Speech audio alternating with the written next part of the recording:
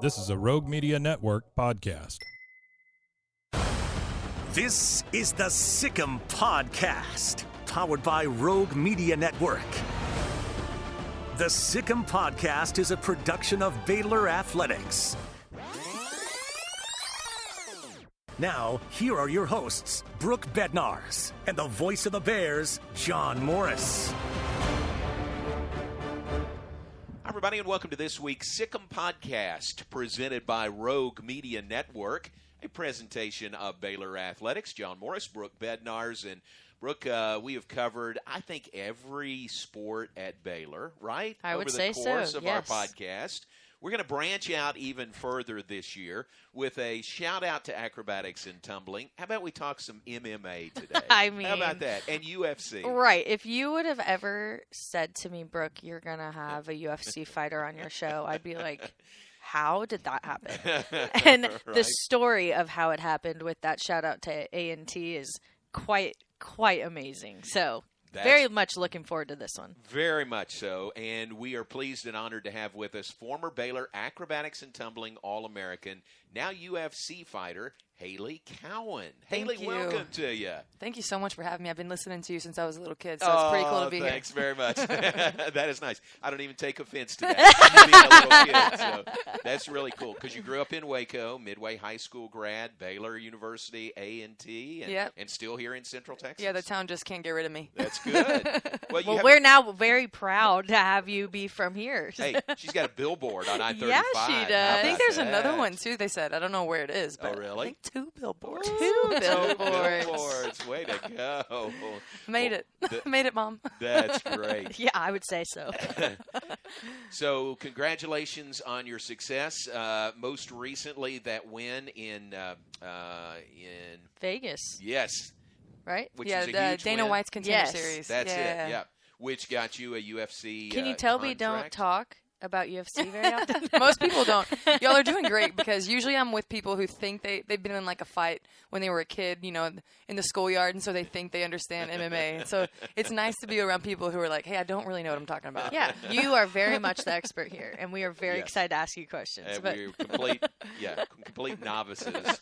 I love it. But you are our source. So Yes. any Perfect. questions we have, we're going to just turn that over to you. Sounds good to me. And you look great also, and which is nice, because you've got some wedding pictures coming up. Oh, you're getting married this Saturday. Surprise. Surprise. Congratulations on that. Thank you. Yeah, I was telling y'all earlier, you know, they were like, wow, your defense was so good this fight. And I was like, well, I kind of didn't really have an option. Like, defense had to be on point. So thank goodness I didn't come out with any scratches or Protect the cuts face. or bruises. Yeah. Yeah. No, your not your the face. opponent can't say that. No. No. She's Let's- okay, though. She's yeah. good. She's good. I've Yeah. been checking on her, talking to her every day.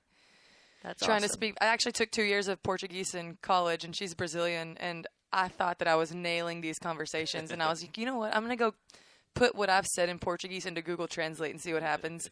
Was not nailing the conversations, but was getting the point across. But I Yeah, was like, good she's Lord, just what kind of was I smiling doing? at you, like, yeah, okay. She's like, oh, she's trying.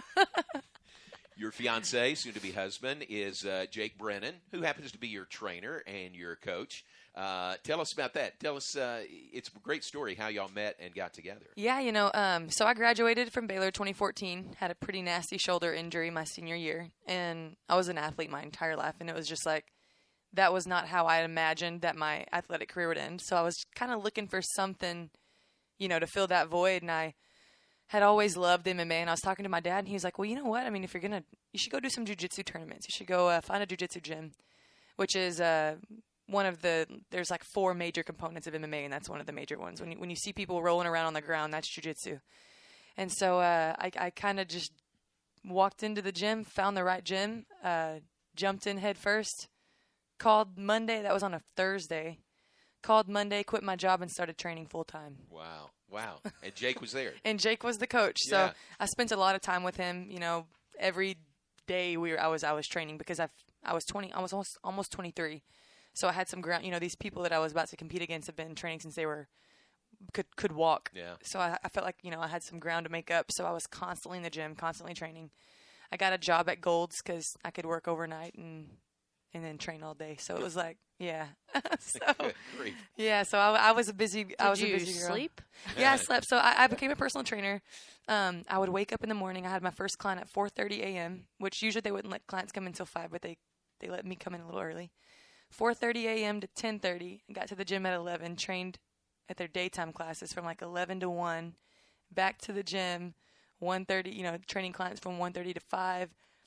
Back to MMA training from 5:30 to 8:30, and then I'd have one more client until 10:30. So I was getting to sleep from like maybe midnight to 3:30. Good And I did that for about a year. That's heavy duty training. Yeah, it is. Unbelievable. You were making up for that lost time, Right. right? Well, I You was felt trying. like I was definitely trying to make up for lost time, and I was really enjoying it. And Gold was cool too because whenever I'd have an hour between clients, I'd get to do my strength and conditioning training, which is also a big part of MMA. So it was like everything was falling together. It was a struggle, but does success really feel like success if you're not struggling? So I feel like I was just paying my dues. Never really complained, just did it and was excited, for a time where I didn't have to do that anymore. So.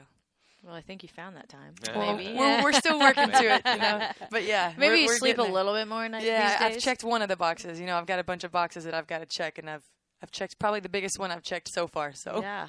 Big time. So your background, Midway High School, competitive cheer, what else? Gymnastics? What So I else? started in gymnastics, quit gymnastics when I was about 15 or 16, and then transitioned to cheer just because it made sense. Right.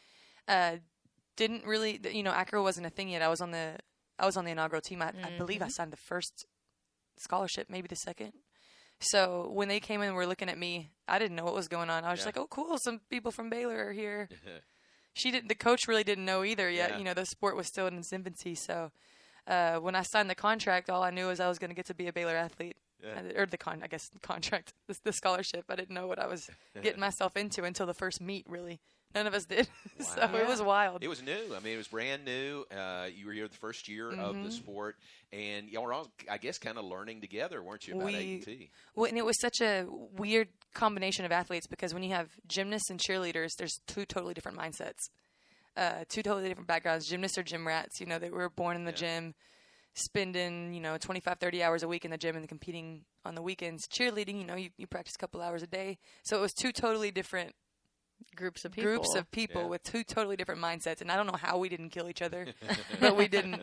And then it almost worked out better that way because it was able to bring we were able to bring different things to the table. So I am interested to see, as someone who is the very first here at Baylor, to see all that A&T here at Baylor has become, and all the national championships and all the new crazy stunts that they're pulling. Yeah, they started winning when I graduated, so I was like.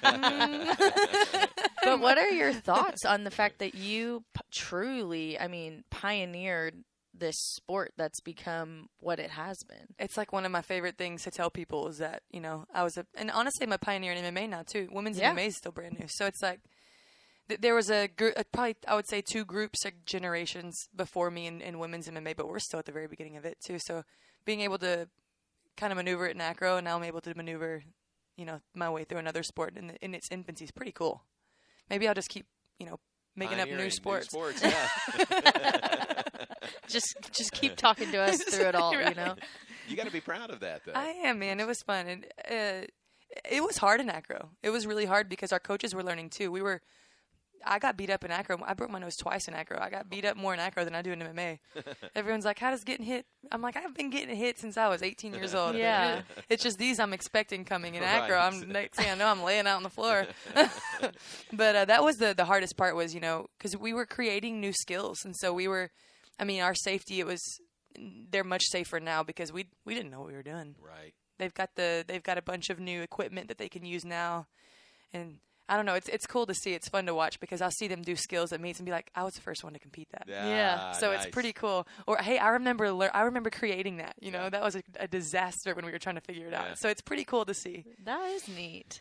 Well, I am interested to hear what your trainer, fiance, said to you, the first reaction he had when you walked into this gym as a gymnastics, cheerleader, acro background experience, and then you're like, so I want to do this thing called MMA.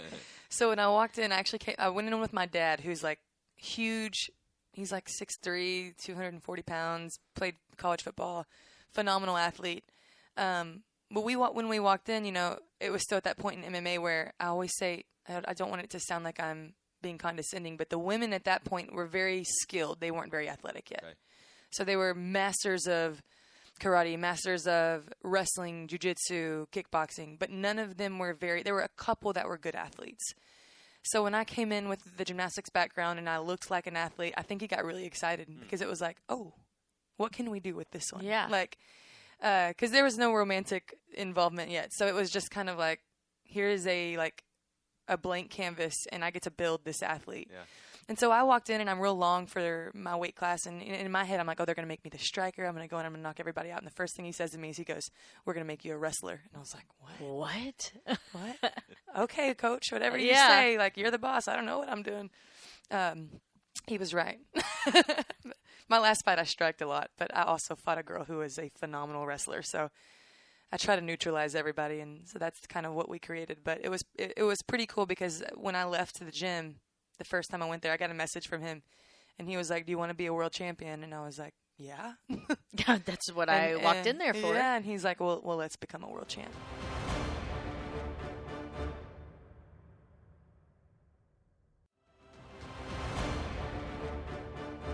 We're on our way. I actually won my first championship, my first belt, my second fight ever as an amateur. So that was cool, but not the belt I was looking. Because to me, there's one belt and it says UFC on it. And all the other ones are like, oh, that's cool. You won a belt. But the best of it's like being in the MLB versus being in the minor leagues, you know. And so now I'm not in the minor leagues anymore. And so now I'm looking at that big gold belt. And the girl that has it right now, I've been watching her since I was in college. So it's pretty cool to see it's just so close. I'm just I'm a few contracts away, probably 6 or 7 fights away from getting that. So who is that? What's her name? Amanda Nunes. Okay. She's a champs, which means she's a champion of 2 weight classes, which is really hard to do. Yeah. So somewhere in the future, maybe in the near future, we could see you and her together. I would love that more than anything. I have a feeling she's going to retire within the next year or two. She's already done everything. It's like she's already beat everyone in the division. I'm new. There's a bunch of new girls that are really good, but when you're at the top, you don't really see that yet. Yeah, I got to go in and earn my way up there. So I imagine she'll retire before. I hope not, because there's a bunch of legends that are still in my division right now that are like on their way out. And I'm like, oh man, I want to fight all of them. Not because I want to hurt these girls, but because I just want to have the opportunity to share the cage with these women who've pioneered this sport. It's cool. It's cool. That's great. Well, I was going through, of course, doing my research, looking at Instagram, and what kind of shocked me is if someone, which we've already admitted I am not a UFC expert by any means, but you're not a UFC expert. There you go. Nice. Very true. You got to start somewhere, And this is me walking in the gym. Exactly. But it was really neat to see your perspective, which I'm not sure, and I would love for you to kind of dive deeper into, because if people haven't read your captions, but it was, thanking the fighter that you just went up against and your competitor of thank you for beautiful violence. And there's a lot of people who see UFC and they're like, I don't get it. They're fighting. They're hitting each other. But for you to call it that, the two polar opposite words, beautiful violence, and then talk about how neat it is to be staring at an opponent who has analyzed your every move to try to take you down.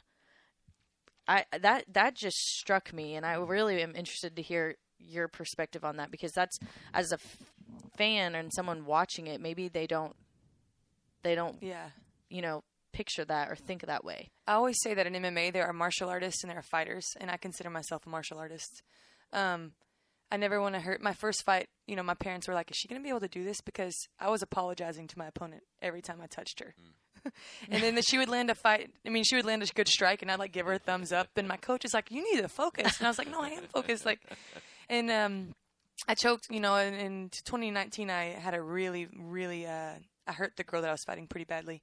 And, after I choked her and she was unconscious, and I was like laying there, like yelling for the doctor to hurry up and come, just because, this dream is a weird one, and there aren't very many people that have it, and you know that they're putting in the same kind of work you are. So there should be a mutual respect. I've fought a couple girls that are more fighters than martial artists, but no, I feel like, it takes two to tango. So people who don't think they're opponents, it's like, without your opponent, what are you going to do? Get in there and shadow box for 15 minutes? Nobody wants to see that. Like, yeah, and it's more of a chess match for me. Like, I enjoy it so much. There's such a raw honesty when you're standing in the cage and you're looking at somebody who has, like you said, studied your strengths and your weaknesses, thinks that they know the answer, and you feel the same way.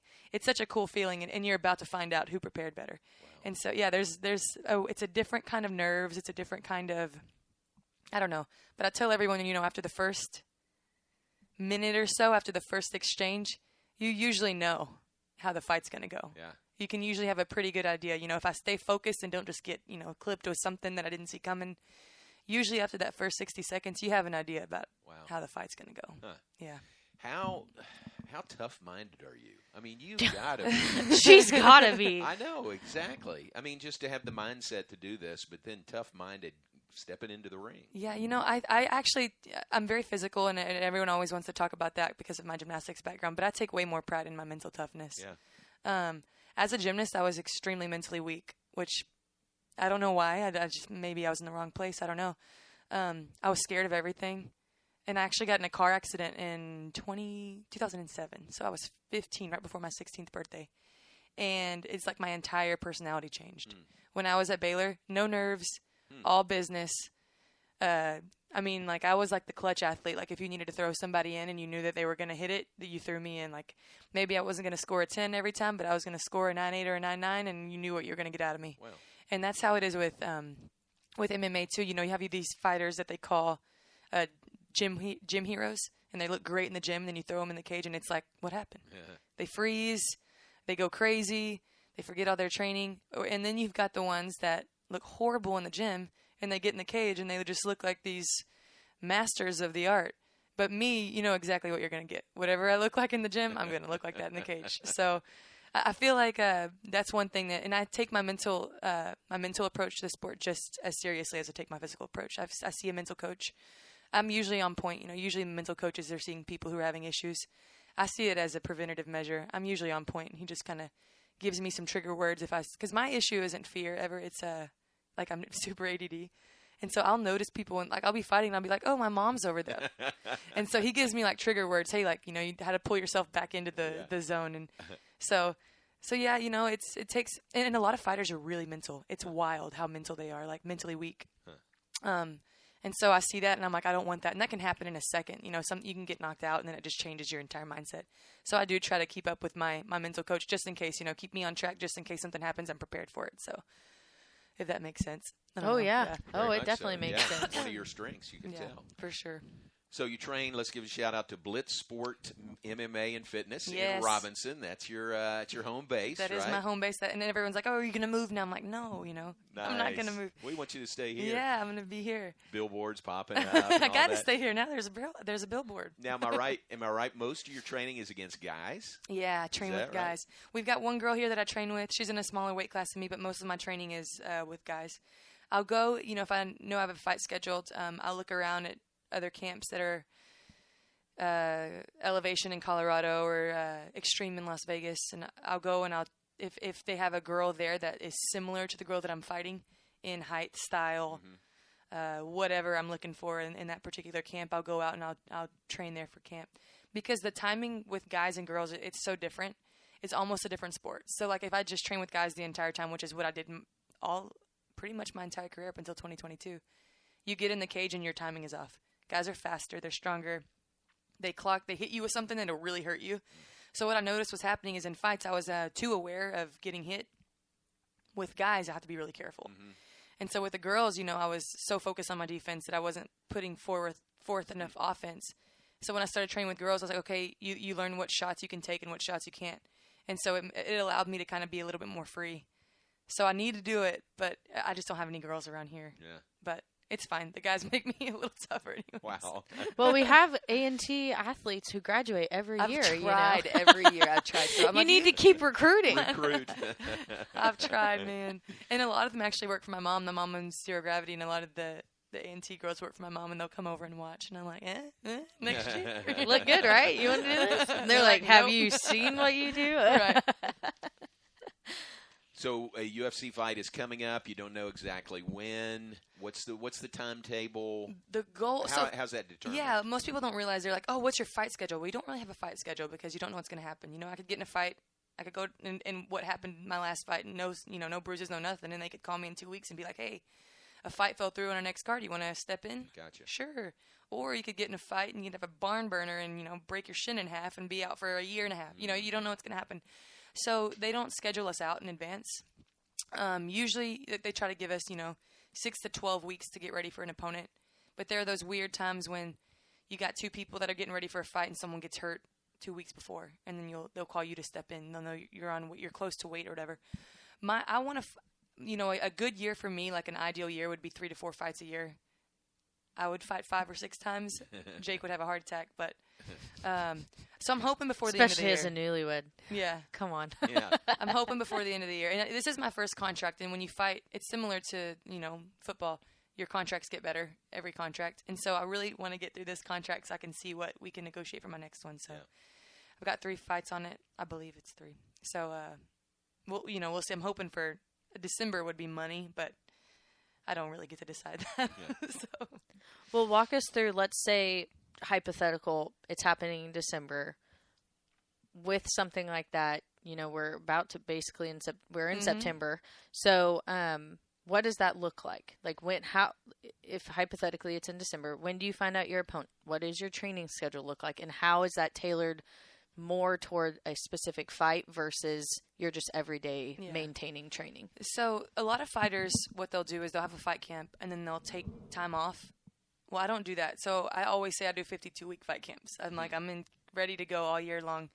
And again, right. Again, I do that because I still feel like I'm having to make up. I'm still fighting girls who've been doing this for 20 years. So I still feel like I'm having to play catch up, and I'm still learning. But yeah, I'm trying to think. So for me, I like 8 weeks. That's like money for me. A lot of fighters that don't do 52-week fight camps, like 12 or even 13 or 14. That's too much for me.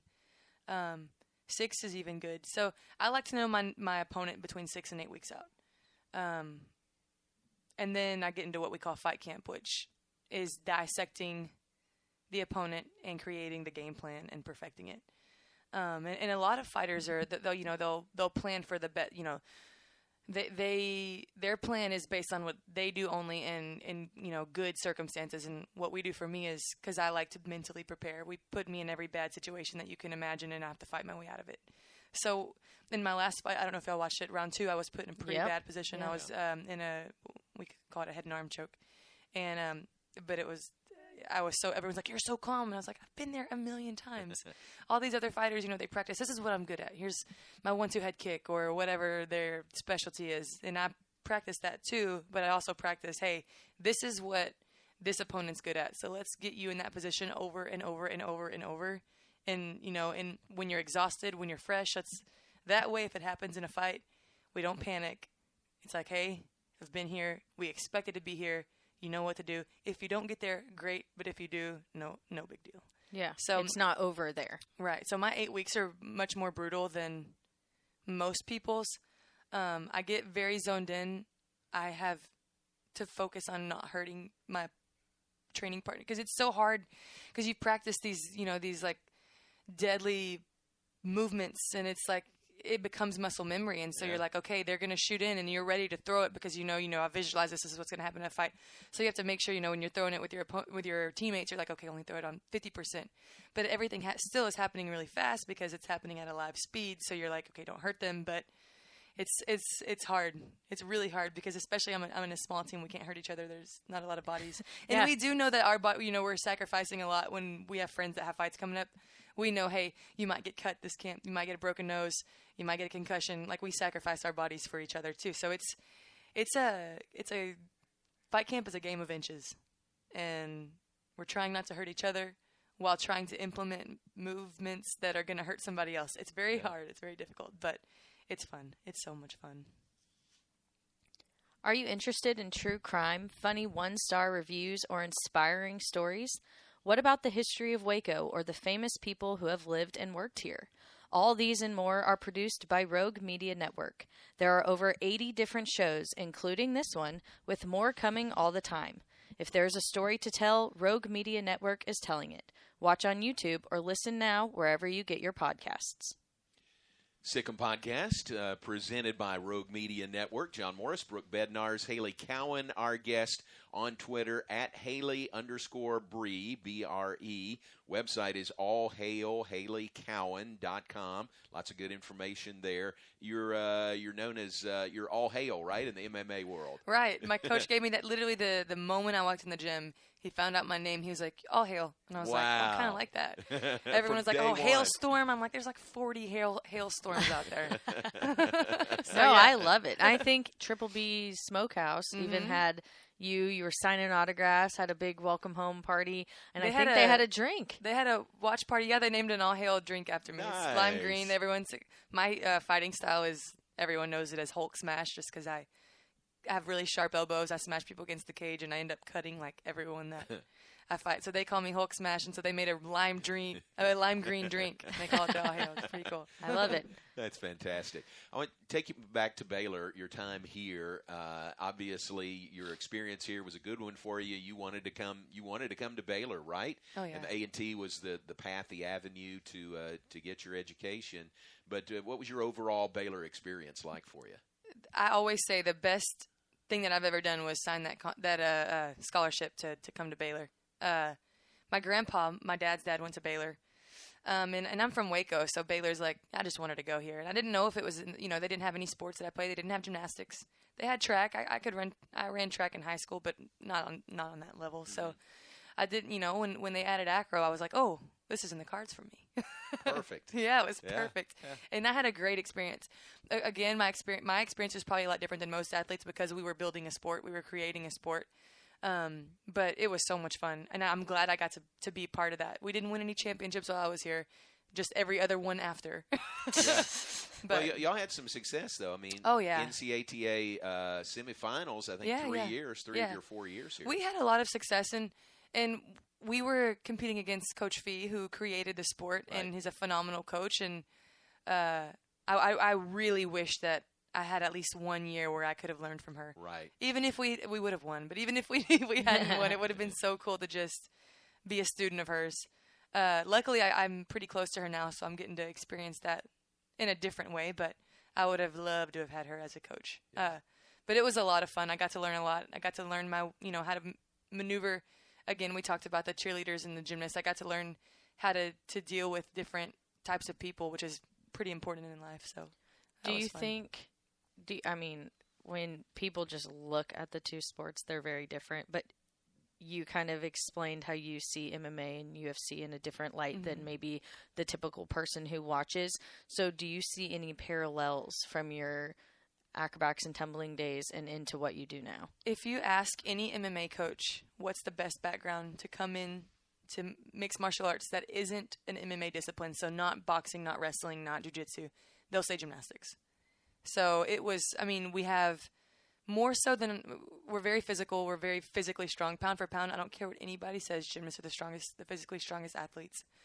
But we come in with an understanding of discipline and an understanding of what it takes to be great at what you're doing. And a lot of MMA fighters don't get that because in other sports, in baseball and football and gymnastics, there's levels. There's, you start when you're a kid at the club level, then you do high school, then maybe you do all-stars in high school, then you go to college if you're good enough, and then from college you hopefully turn pro.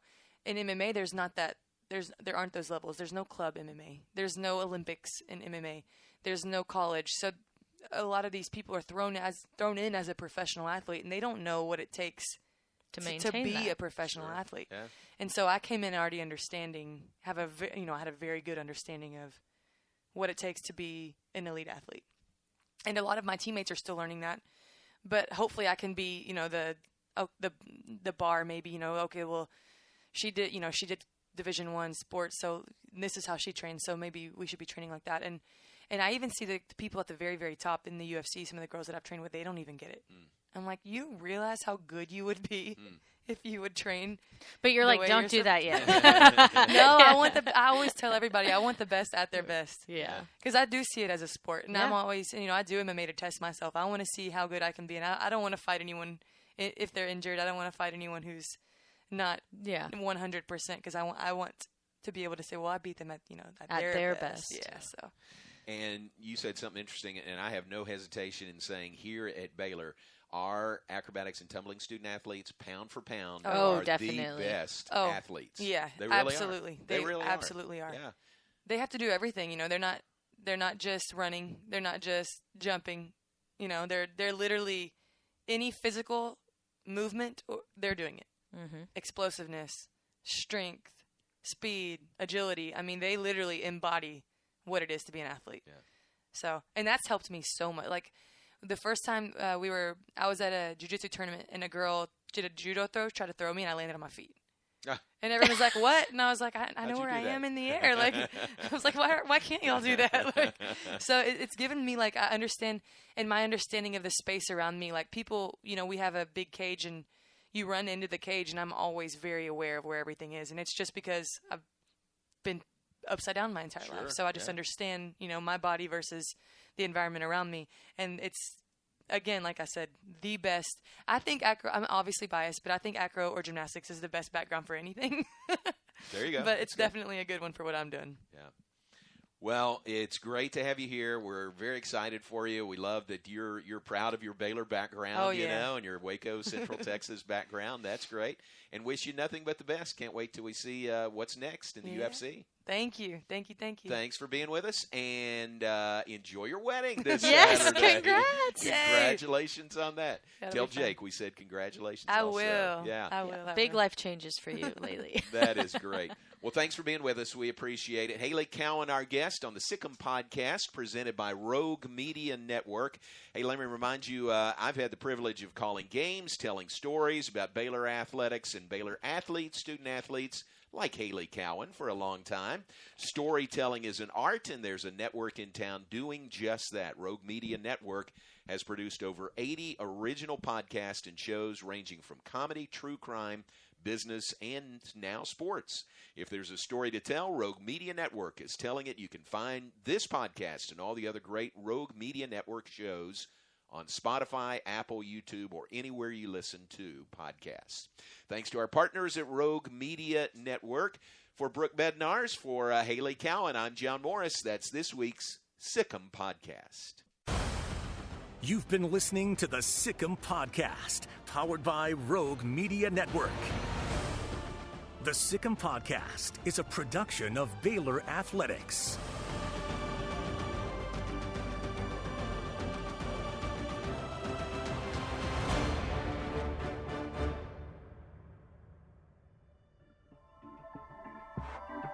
This has been a Rogue Media Network production.